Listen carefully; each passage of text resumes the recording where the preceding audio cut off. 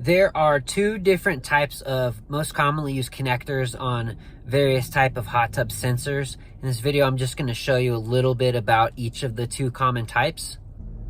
This type of connector is called a curled finger connector. Obviously, it resembles the shape of curled fingers. This type of connector, when it goes into a connector box, it's going to use the bend of this metal right here to prevent it from backing out of the connector pack. Imagine like a bent paper clip or a spring, and you press it down and it retracts back up.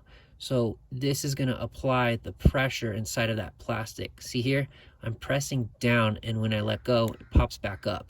That's going to prevent it from backing out of this plastic connector. So you want to be careful so you don't damage these connectors right here, because they're very important. And this is referred to as a box end connector.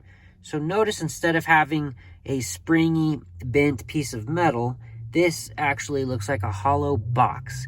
And the connecting wire is going to go into that box. On a box end connector, you're going to plug this directly into the connector pack. And this little springy flat piece of metal is what's going to actually fold down as you plug it in. And then it's going to spring back up and prevent this wire from backing out. Notice there's a little flap. That's going to be what plugs in and prevents you from being able to back the wire out once it's in the pack. So you want to make sure you orient that upward.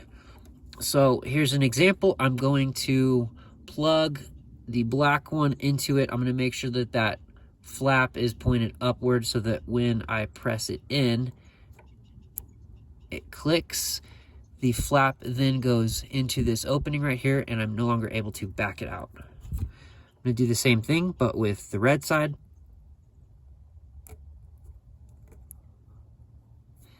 Both wires are in correctly.